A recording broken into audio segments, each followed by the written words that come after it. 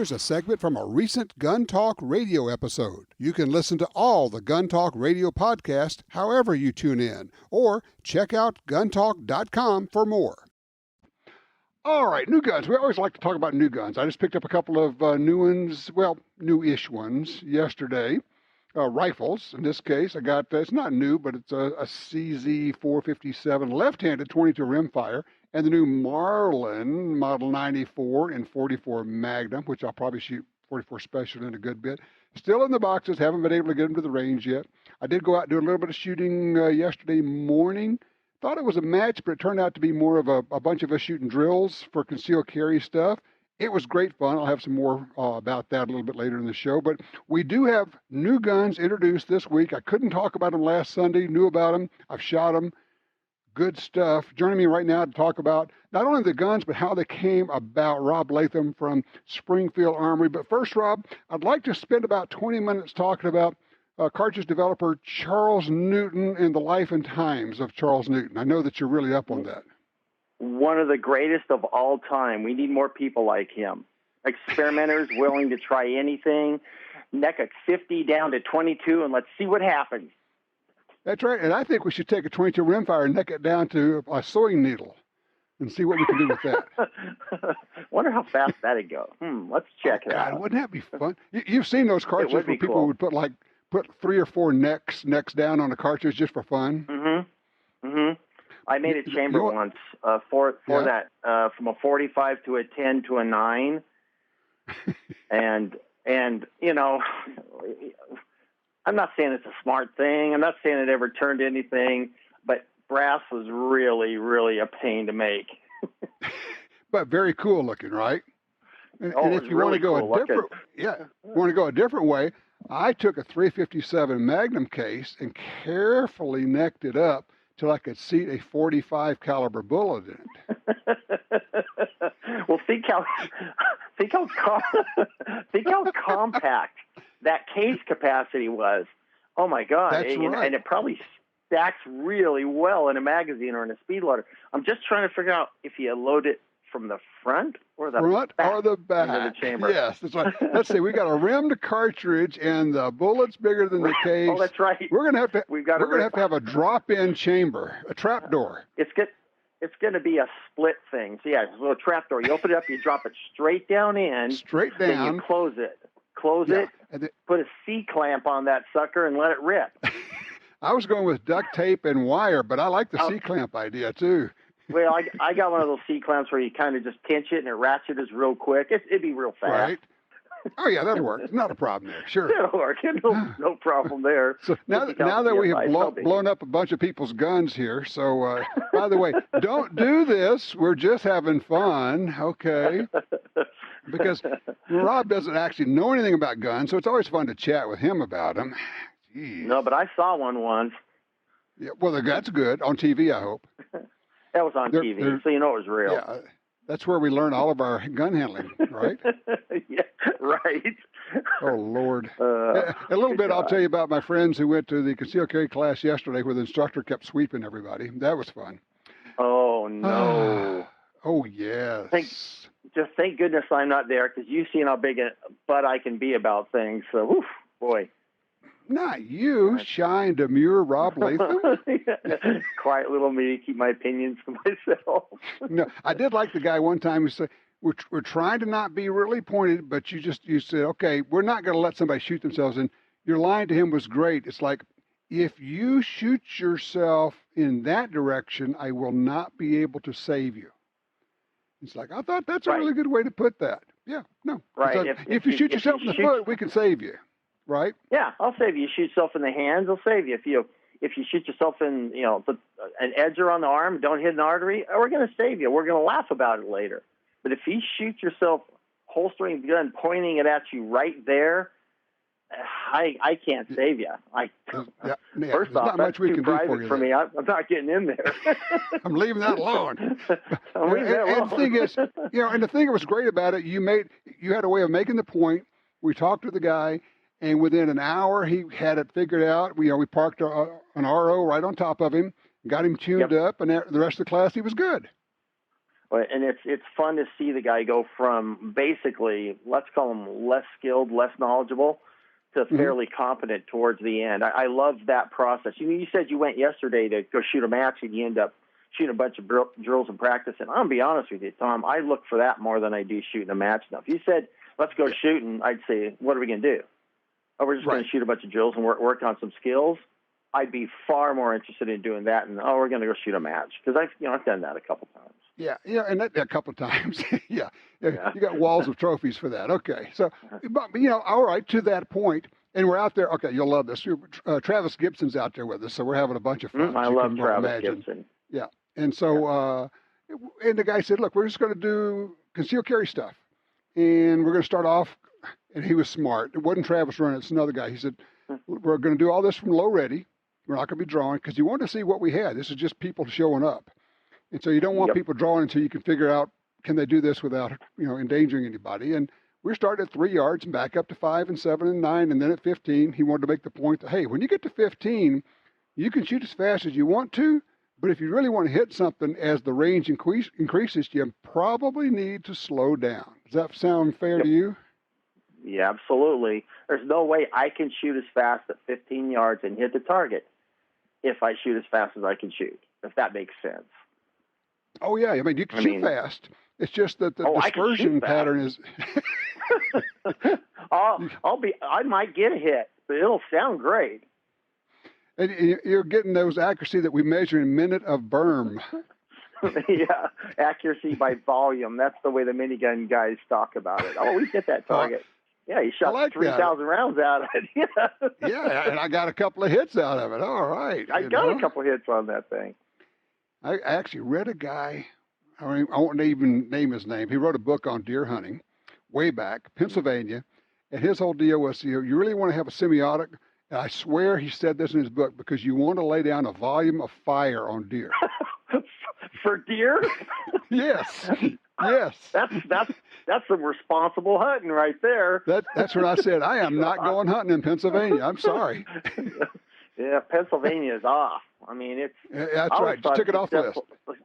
Yeah, I always thought a successful hunt was when you shot once, but maybe I was doing it wrong. we just got the wrong perspective here. You know what? Let's do this. I know you got a new gun out. We probably ought to talk about that, but I'm going to take our break early now so we can come back on the backside, because I want to know about the gun, but I also want to know about the development. How did we get to this brand new, very cool semi-automatic pistol from Springfield Armory? It's called the Echelon. You can go online and take a look at it right now. We got the videos up over at Gun Talk. So, Rob, Michelle, of course, is always smart. She says, well, if you do that, then you have less meat to pack out. Well, I have thought of hunting wrong all this time. Wow. Silly, man. They make all this ammo, man. Jeez. Oh, we're shooting it. Hey, don't worry. We're still going to shoot it. I just don't need to use it that way, but we're still going to shoot it. I hear you. Oh, wow. Okay. We ought to at least touch on your brand new pistol, because when I shot it, it was interesting. I was over at the Range Ready Studios, and Chris Sereno says, "You have to shoot this pistol." I said, "Yeah." He's like, "Okay, I know." No, he says, "No, seriously. You need to shoot this pistol." Gun. Another gun, exactly. I'm thinking, it's another gun. It's black. It's plastic. It's another gun. Come on. He says, "No, seriously, you got to shoot this thing." He says, "This thing shoots like a house of fire." I went out and shot it and went, okay, once again, I was wrong, thinking this is just another thing. It's called the Echelon, so you got the floor. What is it, and how did it come about? Well, wow. So let's jump back 5 years. New marketing group comes into Springfield Armory and says, "Hey, we need to start looking at the future, what the next thing is." So you're talking about the next variation, what we're doing? Says, "No, let's start with a clean slate." So we sat down with room engineers.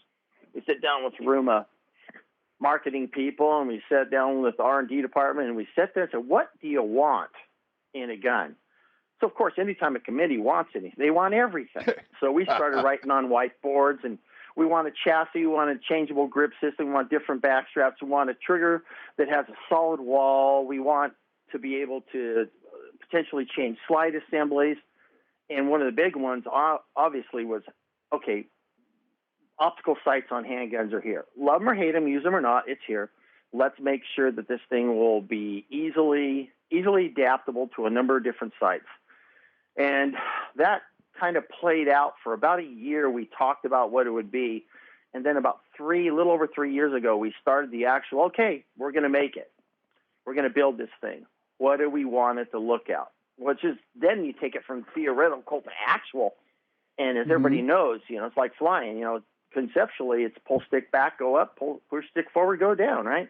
But when it comes time to actually start building it, then the work came in, and then the pencil started getting sharpened, and a lot of computer time and making samples. And what did you really want the gun to be? Well, I got everything I wanted in this gun except for one thing. We couldn't get the gyroscopic stabilizer system to fit in the grip.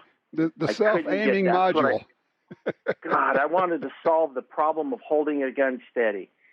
Couldn't get that, but I got everything else. So it has, this is one of those guns, Tom, if someone looks at it and they don't like it, they need to blame me. Because everything on this gun, I had a piece in. So if you pick one up and say, wow, I don't like this at all, you probably better blame me. If you like it, there was a team involved in it, and geniuses and people with great vision, and it's just a capability that what we can produce now. And I'm just going to say we end up with that. People need to go to the website or to our website or look at our videos, because it truly is one of those you look at and you go, okay, it's another black gun, big deal. Yeah. But you've got to start looking at the details to say, oh, okay, somebody was really thinking about that. Oh, look at that over there. And then you get to, and you mentioned the optical cut. You look at that and you go, okay, somebody was, because I'll guarantee you that's different from what you were thinking about 5 years ago, because we have evolved in 5 years on optic sights so much. If we took what we had 5 years ago and tried to make it work, we couldn't end up where we were. So you know how these things work. It evolves. And what you've got is an optical cut, a cut for optics that works with everything. I mean, I can't even imagine how you came up with that. Well, the first thing we want to do is get rid of plates if we possibly could, because the two interface connections between the sight, it's the sight to the plate and the plate to the slide. So if we could get rid of one of those connection points, then we potentially do away with one of the failure points. Okay. And that sounds really easy, but the only way previously to do that was to make the slide for only one, not only footprint, but probably one model of sight. So you can make it for an RMR or a Shield or a Delta Point Pro. So we just had this moment sitting. I remember the time because I wrote it down in one of my books. Sitting there and said, "Hey, what about this?" Drew a picture and said, "Let's make some pins that go in here. Let's say they're movable around.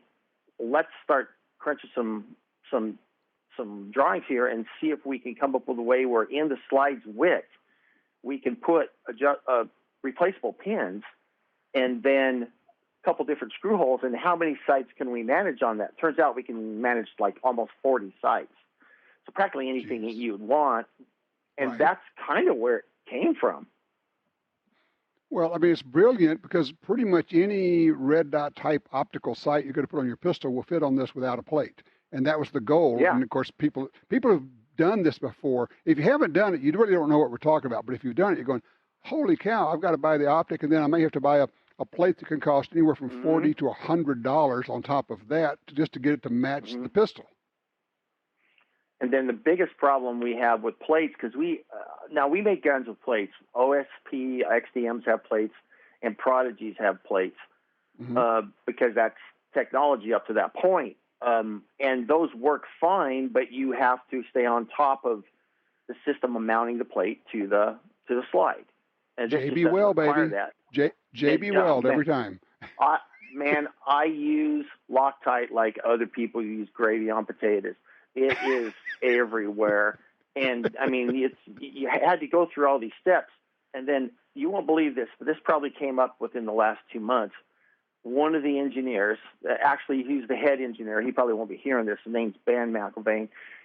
He came up with this system where it said, wait a minute, what if we can create a way where the pins actually tilt when the sight is pulled down so that the edge of the pin bites into the hole that's in the bottom of the sight. And we basically came up with a system that mounts all these different sights. And not only does it hold the sight, it'll hold the sight from moving to the degree that in testing it, either drop testing it or what we call the hammer test, which is take a hammer and a punch and start pounding it and see if you can move it. The sight would break before it would move. And that's all came together in the last few months. And that's why this thing is it's just so many levels of let me speed detail. forward because we're going to be out of time. But this is the kind of detail that goes into this. Give us the 30-second version. You've shot everything there is. What is this like to shoot? So imagine the lowest line of bore with the lightest recoil, with a trigger mechanism that feels like a 1911 and that has a very solid wall, easy take-up, short reset, with a grip you can adjust in 15 seconds. I can pull the chassis out. I could put in a small, medium, a large, 3 different back straps, and it has high capacity and mounts an optical sight perfectly. There it is. There it is. And it's available now. It's called the Echelon. And about 3 seconds after it came out, people said, yeah, but I want it in 10 millimeter. The first thing. That was the very first thing one of my friends said was, wow, that's great. When's the 10 coming out? Yeah, exactly. You go, wait, you haven't even opened the box to see one of these yet. I said to him, hey, do you want to see one first? He said, no, I want a 10. I want everything in 10. Man, yeah, of course, right. And I want a compact version, and I want this version. Oh, and I want a long slide. Oh my God, it was everything but. I was like, can we live in the moment? But let's just love this. Yeah, it's all on it's all on the drawing boards. It's all going to be coming. Right. But right now we got this. Right. And it's really, really good. Yeah. Right. Give us some time and go like this, or go see if you like this. Right. Holy cow. It is a really seriously nice pistol. And yeah, I know right now it's service size, duty size, whatever you want to call it, full size. But, the variations will be coming. No, inevitably there'll be.